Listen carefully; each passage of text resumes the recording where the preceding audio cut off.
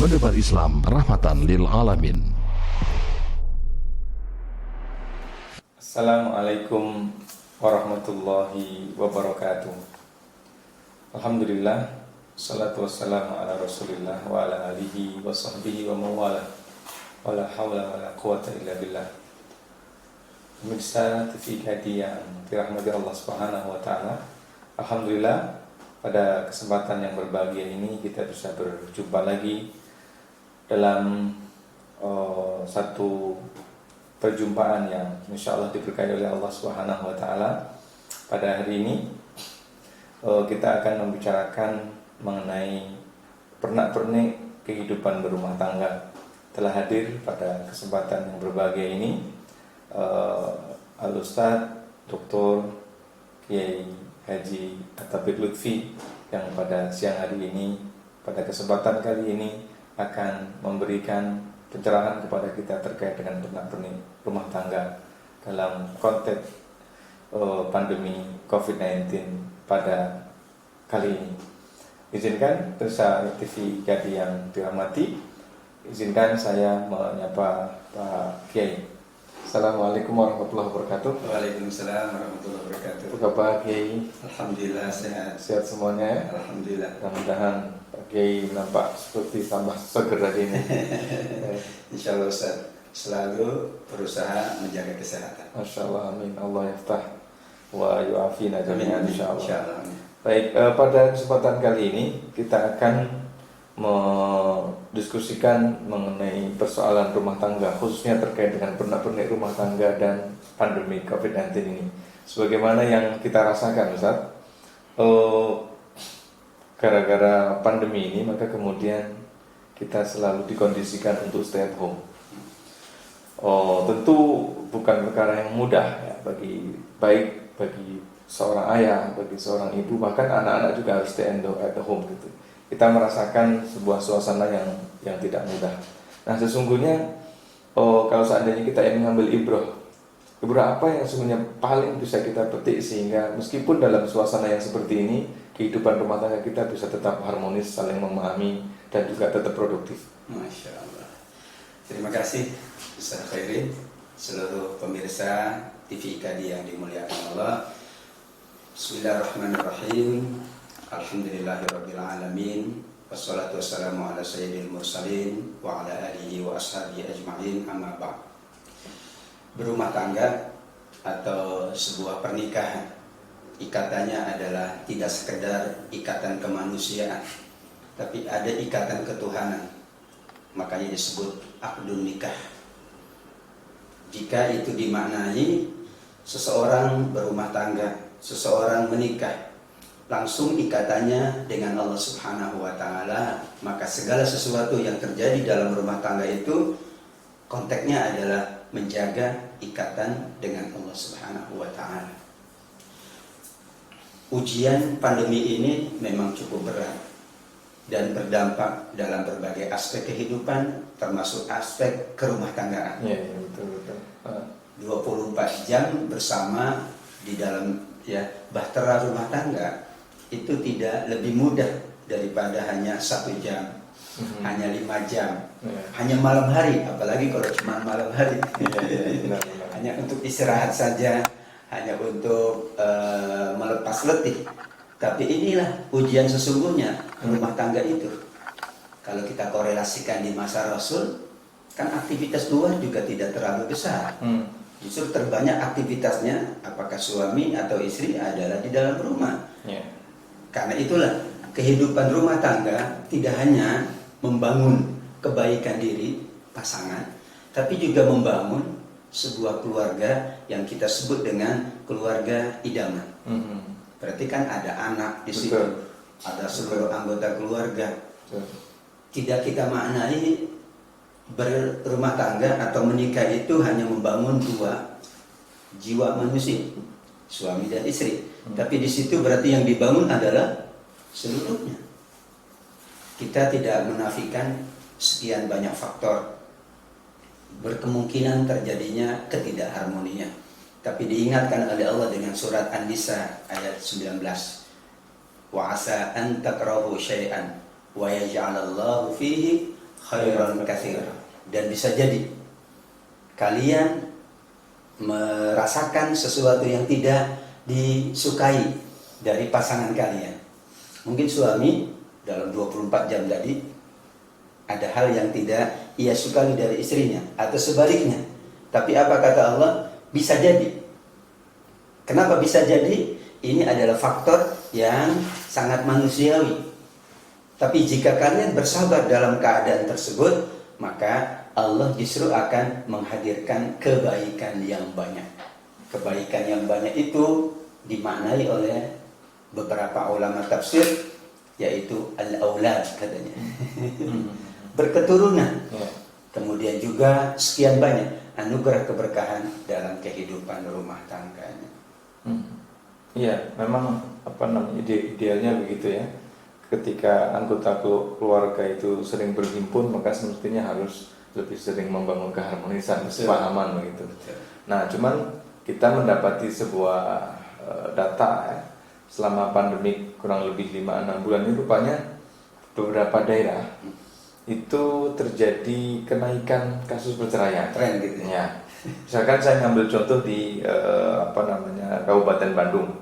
Itu sebagaimana yang disampaikan oleh Pak pegawai di Pengadilan Agama, itu mencapai dalam satu hari itu sampai 150 kasus. Nah, di Bekasi itu selama 6 bulan pandemi ini rata-rata sekitar 17 kasus setiap hari.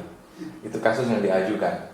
Nah, ini berarti menunjukkan bahwa secara langsung kita tentu tidak tahu ya, faktor utamanya apakah karena faktor ekonomi atau justru mungkin faktor tadi komunikasi yang tidak lancar, kemudian juga mungkin adaptasi interaksi yang biasanya mungkin cuma 8 jam ketika istirahat malam, tapi sekarang dari pagi sampai pagi lagi gitu.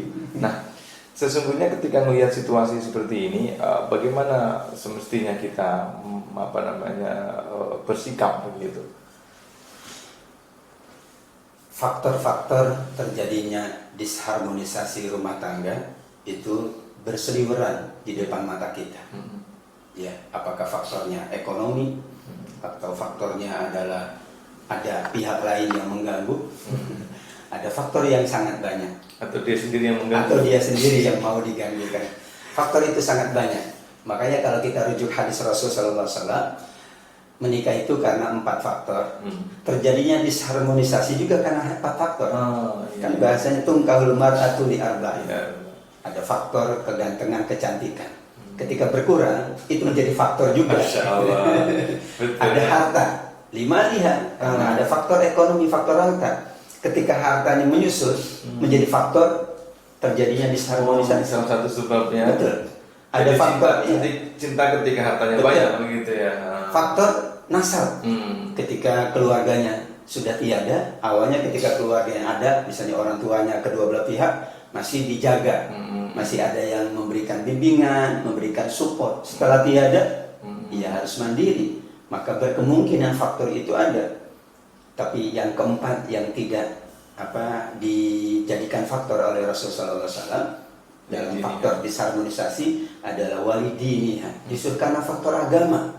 Kenapa? Karena agama bisa menyelesaikan solusi, apakah itu pandemi, apakah itu faktor tadi berkurangnya kecantikan, kegantengan, atau faktor ekonomi, faktor tidak ada keluarga lagi yang membackup dan lain sebagainya. Maka idza ja'akum man tardawna dinahu wa khuluquhu fazawwijuh. Ketika seseorang itu ya kuat faktor agamanya dan yang datang itu adalah yang diakui, yang dipercaya agamanya, dipercaya akhlaknya, maka itu insya Allah terjadinya hal yang tidak diinginkan dalam data tadi bisa diminimalisir. Tapi faktor yang paling berat adalah ma yufarriquna bihi bainal mar'i wa zawjihi. Ada ayat yang mengisyaratkan pihak ketiga gitu ya. Pihak ketiga setan. Setan. Iya, minal jinnati wan nas. Bisa jadi setannya sudah masuk ke dalam emosi seseorang dan dikomporilah, kemudian dibisikkan, kemudian dirayu, berbagai macam cara tentunya, dan akhirnya terjadi yang tidak diinginkan. Maka kembali kepada hadis Rasulullah SAW tadi, ada faktor ya, seseorang itu nawaitu menikah, tapi ada faktor yang sesungguhnya kalau dijadikan mafhum mukhalafah, itulah faktor yang mungkin terjadi disharmonisasi kecuali satu, yaitu faktor agama. Subhanallah, ini semakin menarik ya. Saya tidak sempat membayangkan sampai sebegitu. Saya dulu membayangkan bahwa hadis tadi itu seolah-olah rampu bagi orang tua atau bagi yang ingin menikah, tapi ternyata justru menghadirkan makna yang seperti itu. Nah, kalau seandainya sudah terjadi pernikahan, ya mau nggak mau memang makin lama orang tuh makin kurang cakepnya. Ya. Harta bisa saja awal nggak punya apa-apa gitu ya, tapi kemudian punya, tapi bisa saja juga akhirnya jatuh lagi gitu ya. Ada uang, suami sayang, tidak ada uang, suami ditendang, bisa ada kayak begitu. Nah, sekarang kalau seandainya situasinya itu sudah berumah tangga berbelas-belas tahun, berpuluh-puluh tahun, sementara case seperti itu terjadi, treatmentnya kira-kira seperti apa? Masya Allah. Ya, pemirsa IKJ TV, siapapun tidak dapat memprediksi apa yang akan terjadi pada keluarganya, ya, termasuk kita ini. Ya. Karena yang paling penting adalah kita yakini keluarga ini adalah amanah. Istri amanah, suami amanah, kemudian nanti anak keturunan amanah, bahkan tempat tinggalnya menjadi amanah, bahkan harta di dalam keluarga menjadi amanah. Treatment yang paling efektif adalah memaknai berkeluarga itu amanah dari Allah. Fa innakum akhadtumuhunna bi kalimatin min Allah. Anda mengambil itu dengan amanah, dengan kalimat dari Allah. Padahal ya ayyuhalladzina amanu la takhunullaha wa rasul wa takhunu amanatikum. Kita diperintah oleh Allah, jangan kalian mengkhianati amanah Allah, amanah Rasulnya dan amanah sesamanya. Dalam akad nikah ada amanah, amanah antar dua keluarga besar, dua orang, bahkan amanah dengan Allah dan dengan Rasul, karena kita jalankan tuntunannya. Nah, itu yang paling efektif. Selalu kita menyadari bahwa pernak-pernik itu pasti terjadi, dinamika naik turun, suka tidak suka. Hal-hal yang sifatnya manusiawi kemungkinan besar terjadi. Yang kedua, treatment yang paling efektif adalah menyadari bahwa kita tidak sempurna. Istri itu bukan wanita sempurna. Suami juga bukan laki-laki sempurna. Kan begitu yang dituntut. Aku ini sempurna sekali, tidak ada kesalahan. Jangankan suami istri, sebagai manusia biasa, kullu bani adama khata'. Khata' ini kan umum, tidak hanya kesalahan itu dimaknai dalam arti dosa, tapi kesalahan dalam berkomunikasi mungkin terjadi, kekurangan. Awalnya kebutuhannya ini, kemudian kan terjadi tadi dinamika ekonomi, ya, surplus naik turunnya yang terjadi, dan itu berpengaruh misalnya dalam rumah tangga. Maka treatment yang kedua adalah kita ini bukan manusia sempurna. Justru ketika suami istri lah saling melengkapi, hunna libasul lakum wa antum libasul lahun, sampai digambarkan, diibaratkan bahwa suami itu pakaian untuk istri, istri pakaian untuk suami, bukan suami pakaian sendiri, istri pakaian sendiri. Kan ini ilustrasi dari Allah Subhanahu wa taala bahwa masing-masing lengkapilah. Masing-masing saling mengisi, saling berkontribusi. Tidak ada di sini bahwa dia sudah sempurna, bahwa fulan sudah sempurna, sehingga iya mungkin sombong dengan kesempurnaannya. Aku ini sempurna loh deh, kok kamu kayaknya. Kalau itu maka berarti tidak ada al-wa'i, tidak ada awareness. Awareness yang sangat penting dalam hubungan apapun. Kita bukan manusia sempurna, tapi kita ingin mengikuti tuntunan kesempurnaan dari al-Islam ini.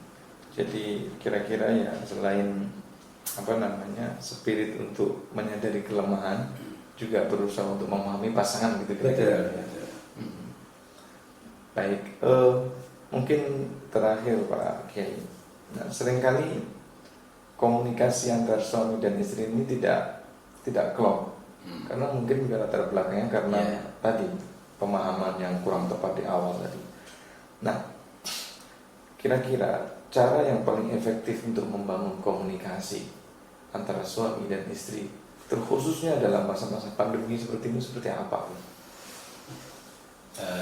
Pandemi ini dan yang lainnya, kesulitan-kesulitan kita katakan sebagai ujian dari Allah. Maka kita maknai ujian itu sebagai apa?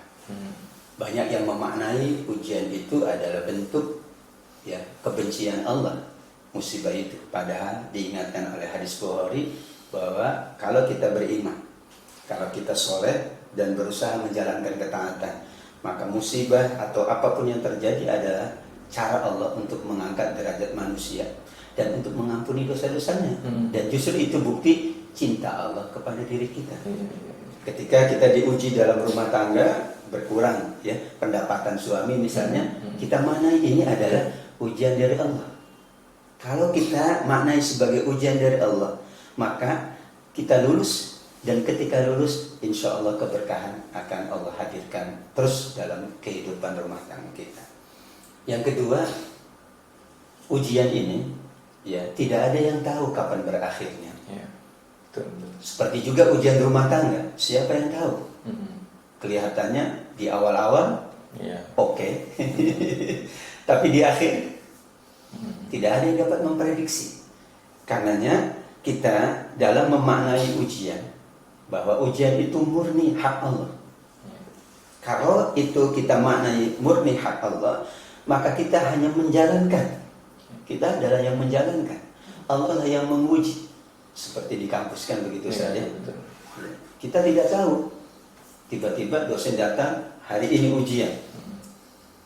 Kita tidak ada persiapan. Maka sebelum terjadinya ujian itu, disitulah dalam kehidupan rumah tangga kita dituntut untuk mengikuti tuntunan Allah dan Rasulnya. Bahkan kita saling menjaga dengan tuntunan Allah dan Rasulnya. Maka ketika ujian menerpa, insya Allah sudah kuat, ada imunitasnya. Yang masalah itu sebelum ujian datang tidak ada persiapan. Ketika ujian datang, bingung dia, kelabakan. Biasanya makan kok tidak, biasanya begini kok begini. Nah, berarti kita maknai bahwa pandemi, berkurangnya ekonomi atau apapun lah, mungkin ujian di luar, itu kita katakan bagian dari cara Allah untuk mengangkat derajat kita. Maka persiapkan sejak awal. Berumah tangga itu kan makanya ada khusus pra pernikahan. Betul. Kita sebelum melaksanakan ibadah umroh, kita baca buku lagi. Manasik, betul. Manasik. Agar kemudian di perjalanan tidak terkejut-terkejut, tidak terkaget-kaget. Kok tidak seperti yang aku bayangkan? Ini kan idiom di anak-anak muda. Bahwa pernikahan itu yang digambarkan manis-manisnya aja. Padahal bahasanya kan bukan manis, tapi pahit, manisnya, getar-getirnya. Sehingga tidak mungkin tidak ada ujian dalam kehidupan ini, secara pribadi, secara kekeluargaan, atau dalam konteks masyarakat ini selalu akan ada ujian. Wala nabluwannakum bi syai'in minal khaufi wal ju'. Sekarang ujiannya ju'.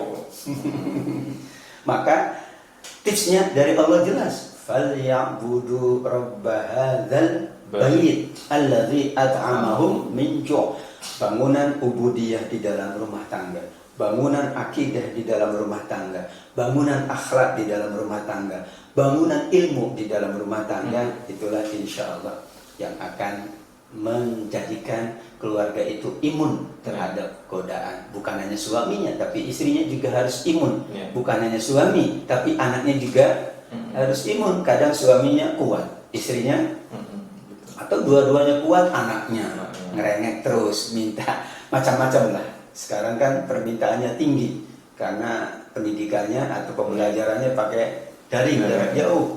Sementara kemampuan orang tua sangat terbatas. Disitulah kita wajib untuk bersama-sama menjaga keluarga ini, menjaga amanah ini dengan memperkuat pondasi ibadah, pondasi ketaatan, pondasi akhlak, pondasi kesolehan, pondasi ilmu, dan pondasi-pondasi yang lainnya, insyaallah. Baik, terima kasih ini atas pencerahannya pada kesempatan kali ini.